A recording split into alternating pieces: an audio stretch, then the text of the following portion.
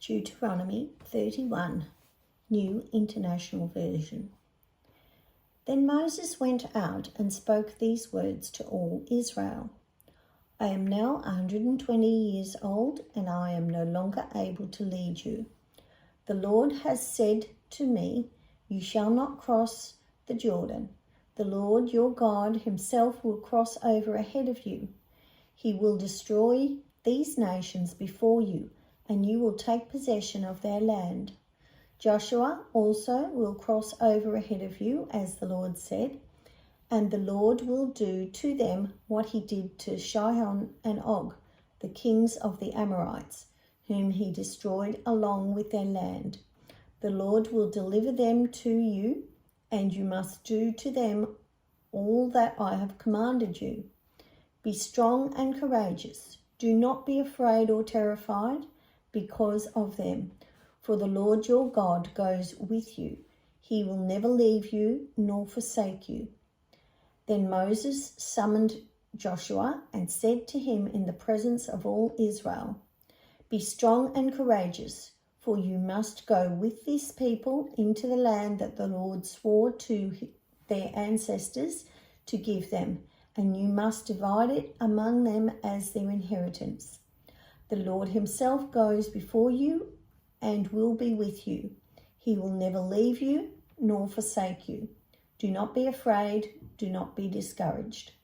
So Moses wrote down this law and gave it to the Levitical priests who carried the Ark of the Covenant of the Lord, and to all the elders of Israel. Then Moses commanded them at the end of every 7 years in the year for cancelling debts, during the Festival of Tabernacles, when all Israel comes to appear before the Lord your God at the place he will choose, you shall read this law before them in their hearing. Assemble the people, men, women, and children, and the foreigners residing in your towns, so that they can listen and learn to fear the Lord your God and follow carefully all the words of this law. Their children who do not know this law must hear it and learn to fear the Lord your God as long as you live in the land you are crossing the Jordan to possess. The Lord said to Moses, now the day of your death is near. Call Joshua and present yourself at the tent of meeting, where I will commission him. So Moses and Joshua came and presented themselves at the tent of meeting. Then the Lord appeared at the tent in a pillar of cloud, and the cloud stood over the entrance of the tent. And the Lord said to Moses, you are going to rest with your ancestors, and these people will soon prostitute themselves to the foreign gods of the land they are entering. They will forsake me and break the covenant I made with them. And in that day I will become angry with them and forsake them. I will hide my face from them, and they will be destroyed. Many disasters and calamities will come on them, and in that day they will ask, have not these disasters come on us because our God is not with us? And I will certainly hide my face in that day because of all their wickedness in turning to other gods. Now write down this song and teach it to the Israelites, and have them sing it, so that it may be a witness for me against them.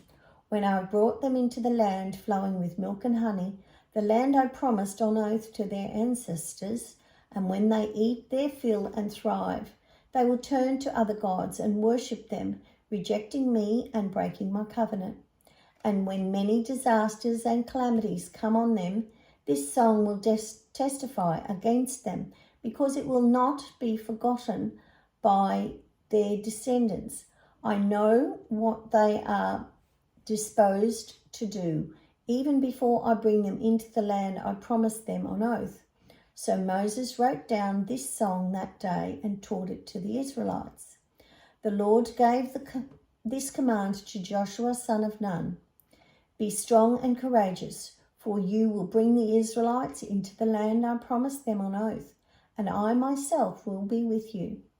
After Moses finished writing in the book the words of the law from beginning to end, he gave this command to the Levites who carried the Ark of the Covenant of the Lord. Take this book of the law and place it beside the ark of the covenant of the Lord your God. There it will remain as a witness against you, for I know how rebellious and stiff-necked you are. If you have been rebellious against the Lord while I am still alive and with you, how much more will you rebel after I die? Assemble before me all the elders of your tribes and all your officials, so that I can speak these words in their hearing and call the heavens and the earth to testify against them. For I know that after my death you are sure to become utterly corrupt and to turn from the way I have commanded you. In days to come, disaster will fall on you because you will do evil in the sight of the Lord and arouse his anger by what your hands have made.